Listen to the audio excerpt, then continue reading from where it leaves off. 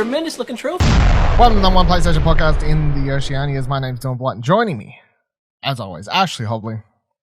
Hey John, excited to be here talking about next gen again. Yeah. I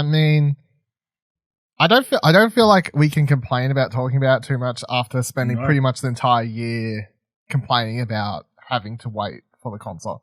So it's like, yeah. Unsurprisingly, we will just be talking about PS5 games again this week. There's really not much news. I think that makes sense because obviously I feel like a lot was, like no one's going to really announce anything or do anything crazy in the couple weeks, I think, surrounding the console releases. So makes sense, but there's still lots to play. There's stuff I've got that I still haven't tried. There's so much to play. Like, it's a good problem to have, but I mean, up to my ass and shit. So we'll definitely be talking about games games for the next couple of weeks. I feel as I slowly start knocking off some things. You slowly start knocking off some things and what have you, diving into other things. There's there's even the PS4 stuff we haven't I tried out. I'm not gonna spend much time on this. So I'll say I tried out Days Gone because obviously that had the patch that now that runs at 4K 60. Yep, it runs a lot better. I mean, there's no way around it. As someone shocking, the game runs better than it did on day one. No, because I didn't. I mean, I played it at launch. I'm pretty. No, but the last time I played it was probably late last year when they released a bunch of challenge map things. Oh yeah, that's right. And I tried those out, and it was still obviously running. Not perfect. So it was still having a lot of frame rate issues and what have you. So, and I mean, those issues were always sort of persistent. The difference between that game having issues and now running at 60 is that game's now playable if you were having problems. So, I mean, I know there's lots of PS5 stuff to play, but if you ever get bored, there's a massive game and Days Gone to play, and so that's well, good. there's 20 games to play in the PS Plus collection. Yeah, but true, and that's one of them. That's probably one of the ones you haven't. Yeah. I do want to go try out all the other ones that got patches. It's just God of War, Last of Us 2, I believe so. Yeah. And Ghost of Tsushima got the 60 frame rate as well. So I want to get to all those just to add to the list of stuff that I want to get to. Anyway, let's talk about some PS5 games. Let's dive into the one we've both finished since we had the massive cast last week. Of course, if you somehow missed last week's episode of Platinum Explosion, it was joined by Kieran from Explosion Network and Buddy Watson from Radio Watson to do our initial impressions. And that was all on Thursday night. The console came out. So we've played a little bit more since then, including we've both actually now finished Marvel's Spider-Man Miles Morales. In fact, I've got the Platinum Trophy, so I've played through it twice even. So I went from only playing none to the Platinum, so that was good. I rate this higher than the Marvel Spider-Man. I know it's in a way it's comparing apples to oranges scenario because this is a lot more concise, tighter game. So when I played through the second time on easy mode, skipping cutscenes to get the New Game Plus trophy, I finished it somewhere between 2 to 3 hours. So that shows if you want to rush through the core story, it's only going to take you a couple hours. Of course, that would be silly because all of the side missions and stuff in this game are pretty great. All of the collectibles are great now because they make more sense, in my opinion, compared to the original game, and they're spread out a lot nicer. You're not bombarded with shit at the start of the game to go find in New York. They're kind of sprinkled throughout. You'll do a campaign mission. There's not 100 photos to do. 3 of these hideouts. You do another campaign mission. Oh, here's 3 other hideouts. So, and if you're someone who likes to play these games, open world games, the way I do, where you want to clear shit as much as you can before doing the next campaign mission. The fact they spread them out, it kind of makes the overall game flow quite nice, where it's just nice breaks in between. And this game, much like the first one, they both encouraged you to take breaks at time. You'll finish a campaign mission and they'll be oh, you should go do some crime solving or whatever now. But I definitely feel like the thing that makes this game, in my opinion, better than Marvel Spider-Man is I just think that Miles is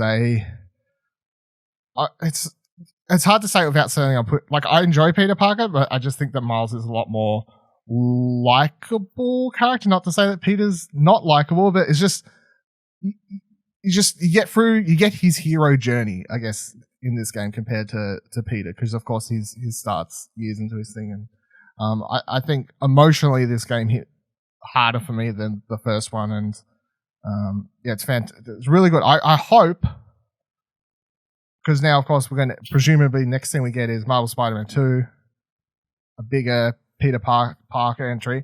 I hope Miles, if he is in that, they don't just you get to do some missions as him now, like that's what we'll just do. Like after this, I kind of feel like it would be nice for Miles to get his own big game, and then Peter gets his own mini game, like kind of swapping them in and out kind of thing, you know what I mean? Like let them take turns, and I don't know, it depends on what they want to do, or make both, I don't know. What do you think of this one? Yeah, I really enjoyed this. It was a ton of fun, emotional story. Yeah, I like Miles a lot. I haven't read or watched much Miles content, so obviously, other than Into the Spider-Verse, which I think was a clear influence to a certain degree. But yeah, just to explore, get a whole new look at a whole new Spider-Man is kind of interesting. And his different takes on the problems that we've seen Peter deal with a bunch of times. I think his power set is obviously a differentiator between the two, whereas Peter is a lot more gadget focused. Obviously, Miles has his own natural talents with these venom attacks and his camouflage abilities, which makes a lot of the stealth stuff a bit easier. But there was a lot of those stealth. He went into a lot of rooms with a lot of people a lot of times. Yeah, you know what I mean? Yeah, there was a lot of that within the game, but that didn't feel bad because you could always stealth away, or Yeah, I think the stealth is more fun in this game. Yeah, for sure. Than the first one, the stealth never really felt like the Arkham games do stealth really well. Like they're fun. Like I walk into a room where it's stealth in the Batman games, I'm like, fuck yeah, because you had all these really cool gadgets and the way you could the many ways you could hang up enemies or trick them, or throw batarangs to attract them to places.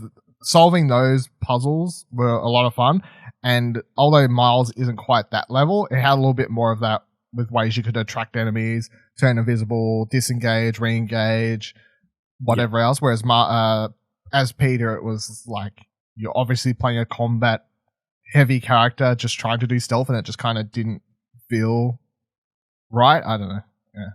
Yeah. So yeah, I think we're planning on doing a spoiler cast probably next week or two, so I won't get too much in the story. But my only thing, I couldn't exactly pin down exactly the timing of it. The thing that distracted me was that they had this big dinner scene at the start of the game. It's Christmas, and apparently it's Christmas Eve. So what is he doing Christmas Day? Because apparently the next thing he does is he meets his friend at a coffee shop. Christmas Day. On Christmas Day. From what I understood, obviously it's a rather short game, so diving too far into spoilers is a no-go. But remember that original trailer we saw, everyone, in case you haven't played it, where he's going to his mum's rally? That's on Christmas Day. Yeah. That's like Christmas Day night. So, yeah. It's weird. Yeah, it is weird. It is weird because it's it's a throwaway line. America's a bit different about Christmas, though. So. Yeah, I don't know. It's like it's a throwaway line where, it's Christmas Eve, and then if you put it two and two together, she's like, we've got a rally tomorrow night. So someone's contact me or whatever. So yeah, then you have that rally, and of course that leads, as they showed us in the gameplay video, to the big bridge scene. That all happens on Christmas. So, oh man, that when you think about it, that's even sadder that all that stuff happened on Christmas. Yeah. But yeah, I really enjoyed it. As to the future of this, I would be happy if they just put one of these games out every 2 years. A Miles Morales one, and then you have your big Spider-Man Central one every 4 years or whatever. Because they've got New York City down. They don't really need to do... Obviously, they just need to tell the stories within the city that they've already built. So I can't imagine it'd be... I'm sure it's a lot easier than developing it from scratch. You know what I mean? Well, I think it wouldn't be a bad. So obviously, they're in development of Spider-Man 2 at the moment, and that one's obviously going to star Peter again. But it wouldn't be surprising if you play as Miles for a little bit in that. You play as MJ for a little bit. Maybe another character. Because obviously you play as different characters in the original one in the civilian segments, which were the worst part of the game. But I digress. But it would be kind of cool if the third one, if they lined up their eggs right or whatever, so that the third one led to like a Miles game. I just think it would be cool instead of always being like, well, Peter's the star of these games. Obviously Peter's going to be the star of the next one because they're in development and they're building towards, of course, like Green Goblin as the big villain. They've been building towards that ever since the first game and a bunch of Easter eggs and of course all all that sort of stuff. So that's where we're going. But then they could line up everything correctly so that they could kind of have Miles be the lead of another one, and then maybe it goes back to Peter afterwards. You know what I mean? You've got two really cool characters that so a lot of people are going to prefer Miles, a lot of people are going to prefer Peter. And it would just kind of be cool if instead of going, well, this one's the mini game character and this one's the main game character, if they could kind of just chop and change them every. No, I think. Well, yeah, I just think it'd be better if obviously the Miles games came out more frequently. You know what I mean? If they're shorter experiences, tighter stories, come out every 2-3 years. Obviously, the Spider-Man larger ones, 3 to 5 years. You know what I mean? I feel like that would be a good compromise and differentiate them from each other, so it doesn't just feel like you're playing. And it's not like the movies where it's like, oh, it's another movie with a spider in it. Well, you know? What if they start adding more spider characters? Who knows? I mean, it wouldn't. At this point, it wouldn't shock me if we get an Into the Spider-Verse-esque game down the line. Exactly. Or they do one of the big events. What was it? Spider Islands was a big Spider-Man event in the past few years. Something like that. Who knows? I mean, in their first game, they went straight full. Here's the Sinister Stick. So, they're not really holding stuff back for sequels, like big things. So I feel like it would. Anyway, we'll have a spoiler cast when Kieran's finished the game. We're planning to do that. So good. You'll find that on the Arcade Couch podcast feed because that's where all of the Explosion Network's spoiler cast stuff goes. So if you're not subscribed to Arcade Couch, make sure you are. All right. So next thing on the list, Demon Souls. I've been dying a lot playing Demon Souls.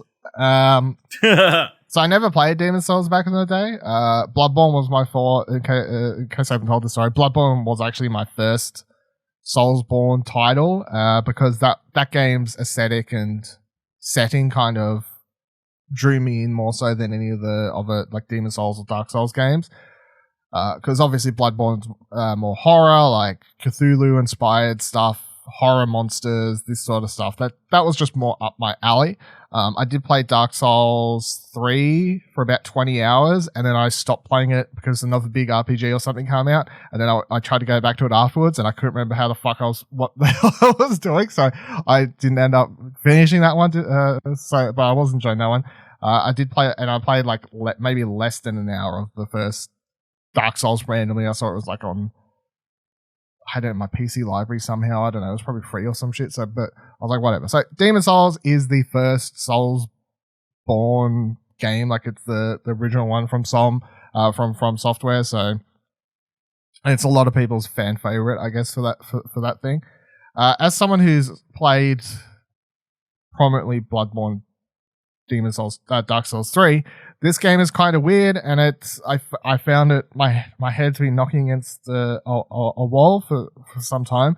To explain that, I'll set this up. So Bloodborne and even Demon Souls, Dark Souls 3, the way those worlds are built, especially Bloodborne, is each level, quote unquote level, you'll have a bonfire at the start, and then the aim is to make it to either another bonfire, which is a checkpoint where you can return to base and spend souls and you're safe, or the aim is to travel around a section of the level, obviously kill a bunch of monsters, maybe a mini boss along the way, and open up a shortcut that leads back to the checkpoint at the very start of the level. So then each other time you load in, you've got a shortcut unlocked, and you can just beeline it to like either the boss in that level or whatever else. Like those levels, like if you look at the design of those levels on like a bird's eye view, they're just some of the best level design I think in any game I've played. Specifically Bloodborne. Demon's Souls is not really designed like that. It only has one checkpoint or bonfire or whatever they call them in this game, and that's literally at the start of the level. I've only found 2 levels out of all the ones I've played so far that actually have proper shortcuts that let you set up a quicker way to get to the boss. Otherwise, in a lot of ways, the Demon's Souls seems a lot harder because you have to. There's like no quick way to set up a beeline to the bosses. So like the current boss I'm up to, for example, it just is driving me insane because you have to go through a million enemies to get there, and then of course if you take a bunch of damage, then you die in 2 seconds to the boss, and then you got to respawn all the way back at the checkpoint. And I kept looking to see if there was something I was missing, to see if there was a way to unlock a shortcut back to the checkpoint or anything like that, and it's like nope, you just got to get good, as the kids say. So that's kind of annoying. The one thing I am enjoying is like I always heard people say that these games are a lot slower than Bloodborne, because one of the things I like so much about Bloodborne was just how fast the combat is, and it also rewarded you for playing aggressive, and that was one of my favorite things about that game as well. Like in Bloodborne, it had a mechanic where if you took damage, there was like a couple second window where any damage you dealt back on the enemies after taking damage, you would regen a small amount of health. So that game was designed around always being like up in enemies' faces, being ultra aggressive, like rolling and dodging out of the way. And I always thought like Demon's Souls and Dark Souls, the way people played them was just a lot more slow and sluggish. And to a degree it is, but a lot of it comes down to, I guess, what class and character you're playing as. I've always heard that playing Demon's Souls' magic is quite powerful, so I made sure to level up and get a magic spell early in the game. And it is like it made like early game, it was like kind of one-shotting some enemies. Of course, you run out of MP, so you can't really spam it for entire levels, but that's something different that I haven't experienced in the games before. The other thing, I guess, is because every time I talked about this prior to the release, based off the trailers, I kept saying how I thought it was probably one of the better looking PS5 titles, and everyone was kind of undervaluing it. It is a really, really pretty game. Like even on the mode I'm playing on, which is not even the proper 4K mode, I'm playing on the 1440p super sampled, upscaled to 4K 60 frames mode, because I want 60 frames in a game where you got to be fucking dodge rolling and powering attacks and whatever else. And even then, it's just like super rich and detailed. I went and watched some videos of the original game to compare it, because obviously I didn't play it, and I knew it was obviously going to look like shit because it was a PS3 game. But you really like, it's one of those things where you just put something new next to something old, and you're like, oh my god, like they've done such a good job. And especially because I was like watching like the first level, for example, and like everything looks right. Like you can see clearly where the core concept or the core like code and the setup for the levels, like everything's carried over perfectly. They've just done a really good job at recreating it. And the little things they've added just don't, like, it enhances, it doesn't really change. Like, so they maybe added a few more torches, or they've made like pillars different sizes, but ultimately whatever they've done doesn't change the way that enemies or characters would act in those levels. So that's probably, I assume, going to please hardcore fans, because they wouldn't want the game to be too touched, I guess. But I'm enjoying it. I'm dying a lot.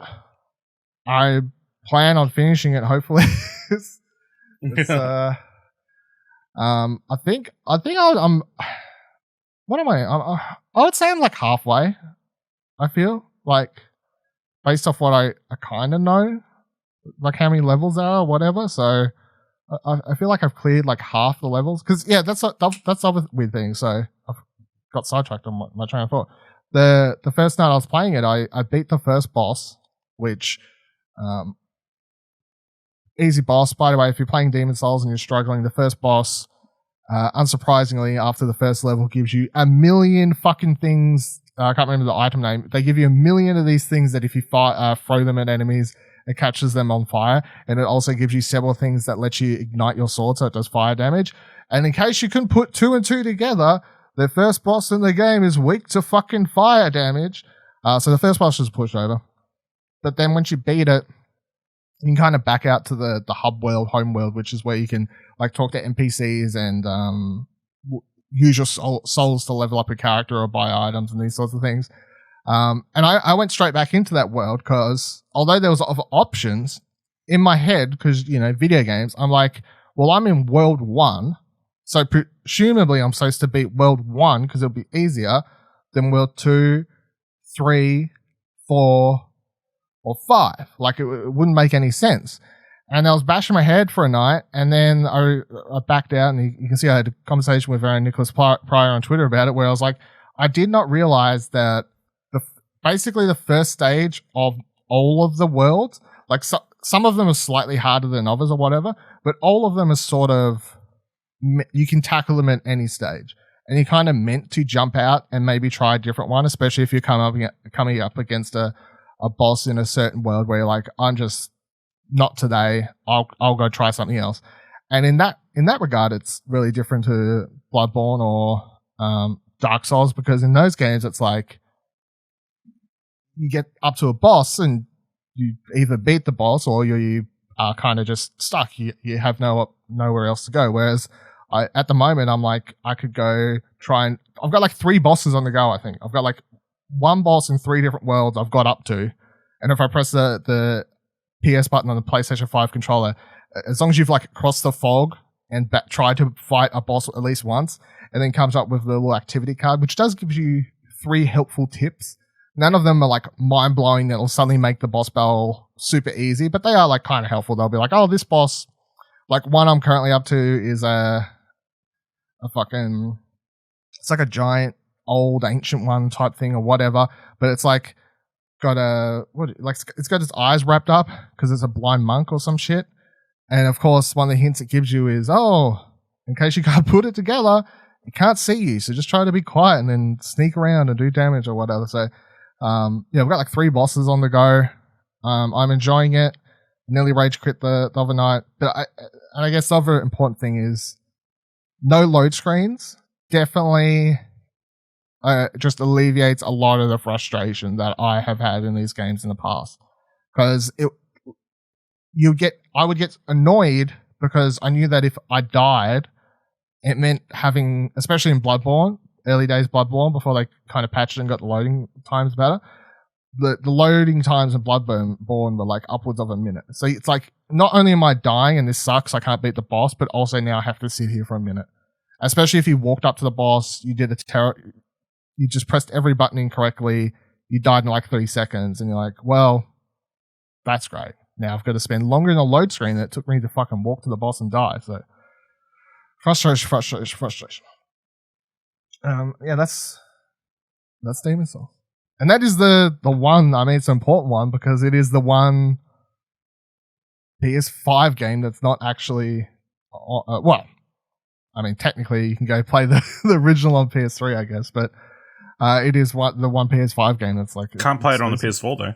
No, not on PS4, that's true. Well, unless you got PS Now, I assume it's on PS Now. Maybe. I don't know. That's a good question. I don't know. Not in Australia, anyway. No. I'm enjoying it.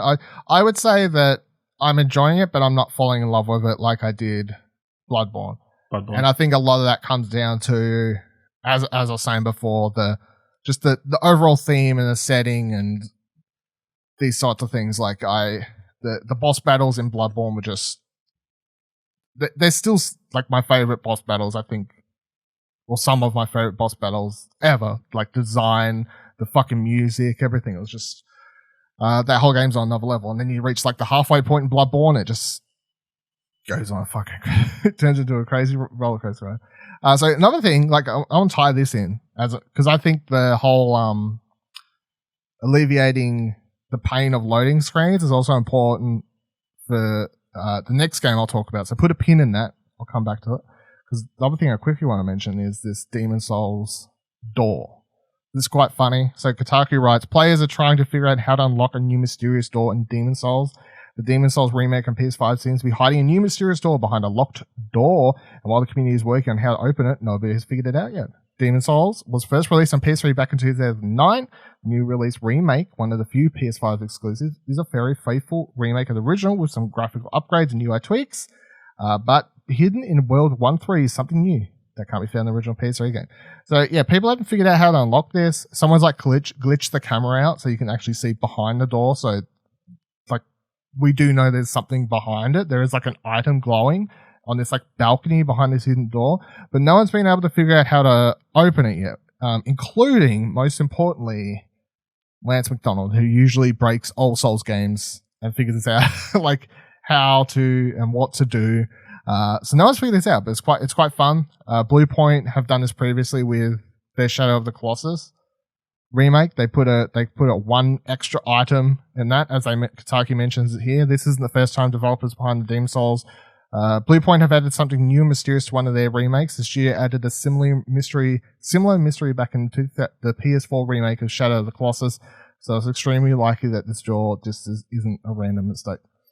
I don't think it's going to be... People are making jokes online, being like, oh, you know what's behind the door? It's the release date to Elden Ring.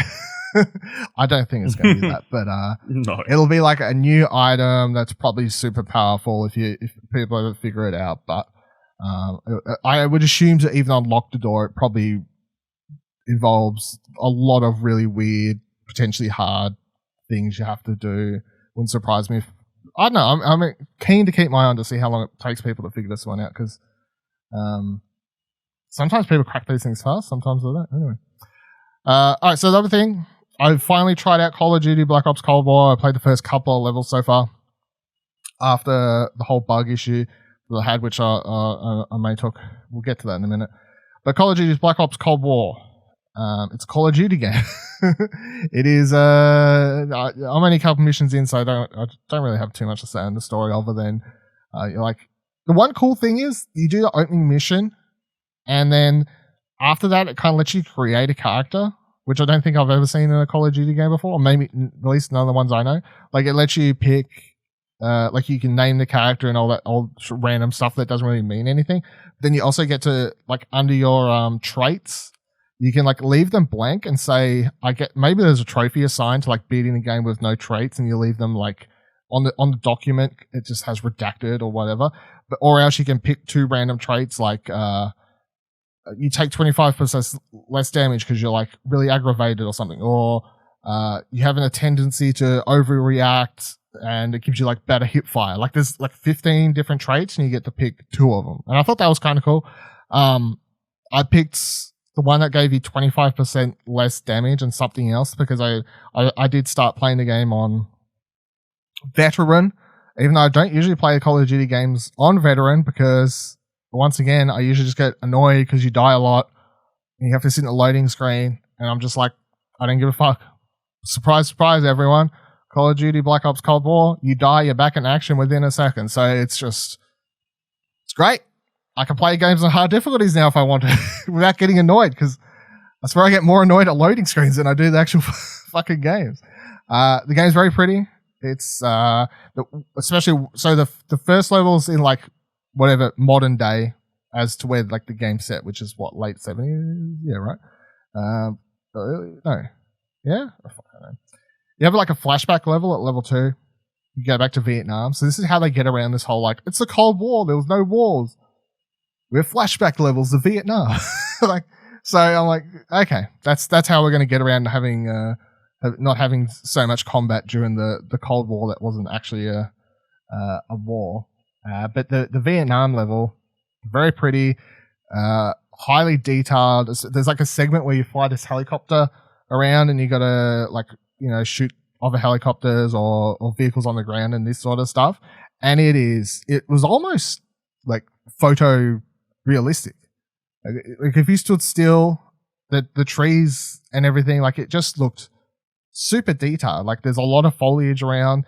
I spotted some pop in, which it's at the very end, but wasn't enough to super distract me. But no, very, very pretty game. And I guess the other important thing for this game, specifically on PlayStation, is the fact that it does use the Dualsense's triggers, which I guess we're going to hope that most or all games going forward will use the Dualsense's controller's full capabilities. But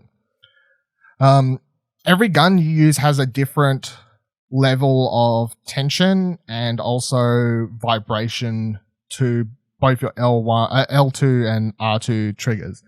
And at first, I wouldn't describe it as uncomfortable, but it just is kind of weird because obviously you're used to playing, especially if you play a lot of first-person shooters on your PS4, you were used to a certain level of just feeling comfortable holding that controller, just like tapping the button, R2, shoot. And for the first level, I was just finding it like I wasn't pressing it down further enough. And it wasn't because it's so hard that you have to really press hard. It's more of, I guess, muscle memory, and I'm not used to having to press to a certain degree. But for example, you use a Gatling gun in that helicopter at one stage, and that has a certain you feel it as if the gun's rotating, if that makes sense. As the Gatling gun's kind of rotating, the R2 trigger kind of feels in rhythm as if it's rotating at the same time. If you've used a DualSense, I feel like these things start to make more sense. If you don't have a PS5, I'm probably talking fucking nonsense, but it is cool. I guess another cool thing about Call of Duty that I do appreciate, especially given the PS5's how it runs out of space so fast, is just the fact that you can compartmentalize what you want to install or what you want to delete. You can straight up just press options and be like, I want to delete multiplayer, zombies, Warzone, single player, which is of course handy because then if I beat the game and I want to leave it for a little bit to check out multiplayer, I can delete the single player, and that's probably 80 gigabytes itself. So it's cool, and I hope that's something that these bigger games that have multiplayer and single player modes let you sort of pick and choose. That's good, but yeah, I'll continue playing Call of Duty. I'm intrigued to see how it comes out. Sackboy: A Big Adventure. Do you get a chance to try this one out yet or no? No, not yet. Not yet. Alright, so I've only played the first. Well, I'm up to the last level of the first world. I think that I was surprised. So the first couple levels super easy, and I was like, oh, this game's just going to be super chill. I'm not going to struggle with anything. Everything's going to be perfectly fine or whatever. But to the degree I was wondering, I'm like, oh, what if this is going to be too easy that it's just not kind of not. I lose focus because I'm just too not paying too much attention. It does pick up in difficulty. It doesn't suddenly become Celeste after this first couple levels, but it picks up enough that I started dying in a couple sections and having to replay the levels if I want to go for those no death check marks, because each level, as Kieran discussed last week, has 3 different scores for collecting prize bubbles, and then you get a bronze, silver, or gold. Then you've got complete level without dying, that's another check mark, and then also there's another one for collecting all the secret bubbles or something like that inside the level. So there's a bunch of stuff to do.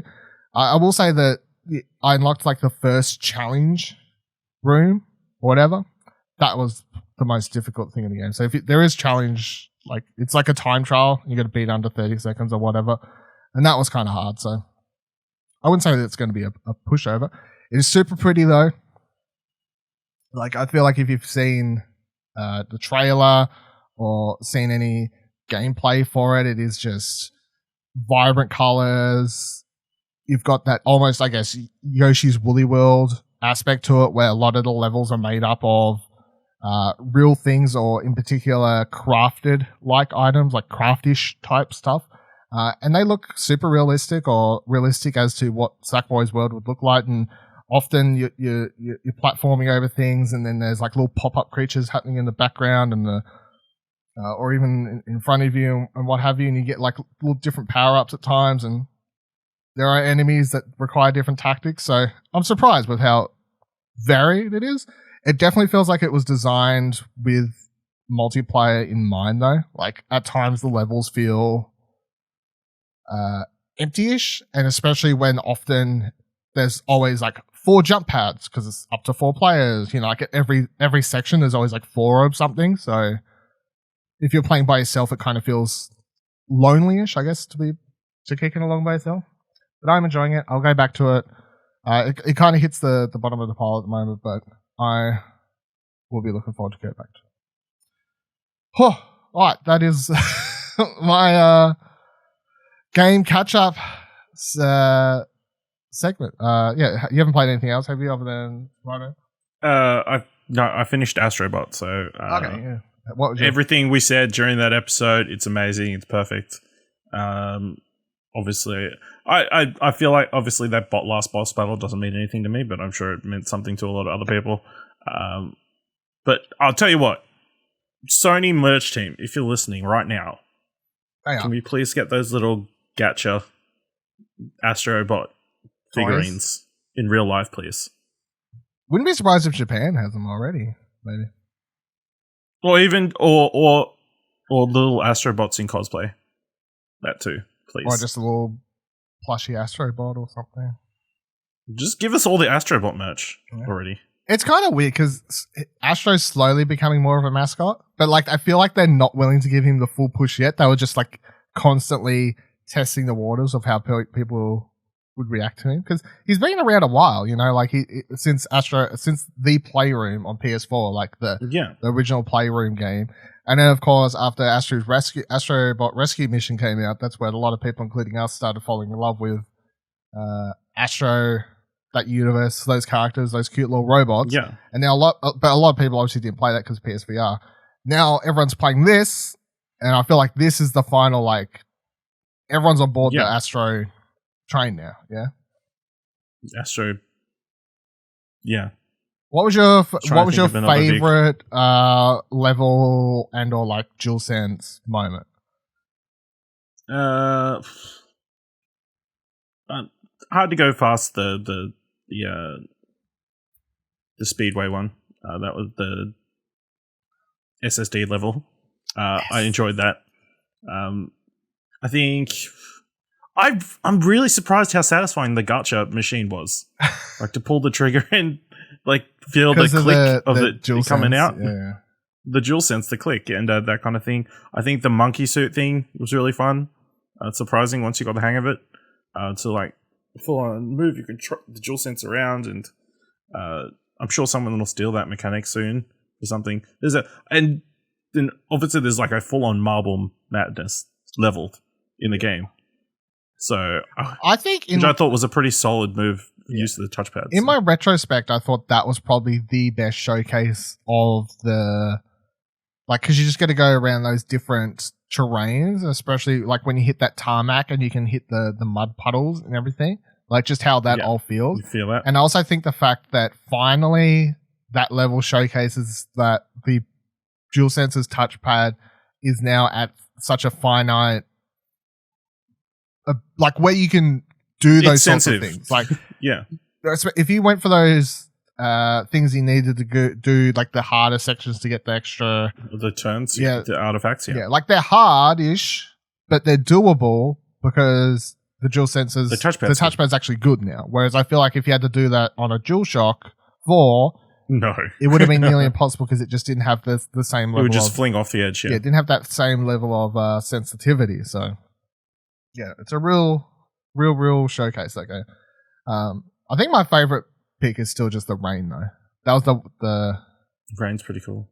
Just I also think it's just that was the one game I played without headphones because I thought the sounds coming out of the DualSense actually just enhanced the whole thing. Because usually I play with headphones on. Like, Demon Souls makes random noises every now and then. I'm like, whatever, I don't care. I will say, I had to keep unplugging and plugging in my headphones for the blowing on stuff. Oh, really? Why? Because obviously the mic, once you plug in a set of headphones, it goes through the mic in the headphones. And I guess that wasn't picking up. Here's the tip for that. If you mute your microphone, it'll just do them automatically. Oh. Yeah, because obviously it's like an accessibility thing if they required people to blow. Yeah, that makes sense. Yeah, so if you mute your DualSense or microphone, if you haven't muted, whenever you walk up to one of those, it just does it automatically. How odd is it that there's a mute button on the actual DualSense? Well, I don't think we ever talked about that. Let's talk about it now because it's my next thing in my note. I have a couple PSAs to go before we end this episode. The first of which is this. The DualSense does have a microphone, right? So it was something they announced when they announced the DualSense, and we still wasn't sure what it would be for. Like, would it just be for saying, as we kept joking, like, hey, PlayStation, save clip, or, like a random shit like that. Not or a thing. What? Can we just say that's not a thing and that's disappointing? Yeah. Well, not yet. Or like, what's it actually for? Well, it turns out maybe it can do some of that stuff soon, but otherwise it's literally a microphone. Like, you can jump into Call of Duty and you can just be yelling at your DualSense, which is horrible because, of course, that just opens up more 12-year-olds to be using microphones who did not have access to them previously. Or, as I've wrote in my notes here, the PSA, that for whatever reason, the default setting for your DualSense is to have it on by default, which I think is a bit stupid. So, in case you don't know that, if you jump into a multiplayer game, if you just jump into a game of Call of Duty or something like that, and you haven't realized that the DualSense has a microphone, you'll suddenly just be you're live on air, like you're talking shit about the other player, how terrible they are, and then they pipe up. They've heard you the entire time. Exactly. So if you would like to change it, so its setting is set to default to when you turn your PlayStation on, it's muted. Go to System Settings, Sounds, Microphone, and then there's a little setting that says Default Microphone when you turn on your PlayStation or something like that. Change it to muted, and that's what I've done. And of course, you'll notice if your DualSense is muted because on your DualSense controller, there's that little button below the home button that you can press to mute or unmute the controller. And if the controller's muted, that light will be orange on the controller. So I think by default it should be set to off. It's kind of weird that it's set to on, but nonetheless, that's what we deal with. And then the last PSA I had, just as a follow-up for something, I don't think we brought it up in the episode last week, but we definitely discussed it afterwards. I didn't want to clarify something because I was confused about it. I started getting a lot of notifications saying, hey, so-and-so's beat your score in Astro Bod, hey, so-and-so's beat your score in like Sackboy and whatever else. And I kept wondering, like, are people purposely always like sending me these challenge things? No, it's a new feature for PS5 where it appears any game that has a leaderboard functionality where you can beat or you can attempt to, or just like happenstance beat your friends in time trials. Like I think this is going to be big when you have like a Need for Speed or like a Burnout game, something where you're just always sort of breaking time trials or friends' times at certain things or whatever. You're going to be getting heaps of these. Sports games, I don't know. Any sort of arcade game will obviously have leaderboards and so on. So it is just automatically sending you a notification anytime one of your friends beat your score. So if you're seeing these pop up and you're like, what the fuck, why is someone spamming me? It does it automatically.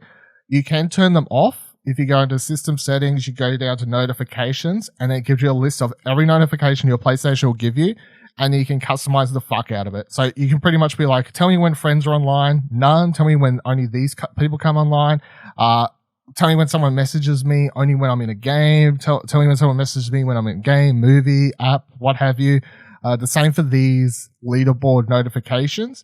So I've turned them off for everything while I'm in anything, but I've left them so they still show up in my activity bar, which basically means that they're not going to start popping up on my screen and annoying me when I'm playing a game.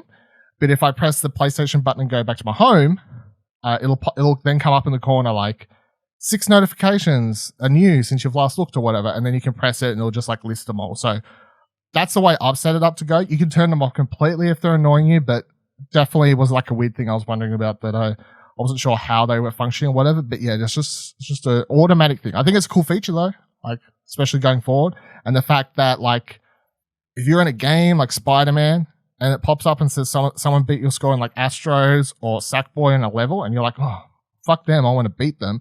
The fact that you can click on that notification and it'll just take you straight to the level that they beat you in, like with, you know, in like 5 seconds or whatever it is, you know, like the fact that you don't have to like load the game up, click into it, go to where the level is, you know what I mean? Like it just bypasses everything. It really it'll make the competitive people chasing high scores, I think, a lot more viable. So cool feature, just a couple weird things.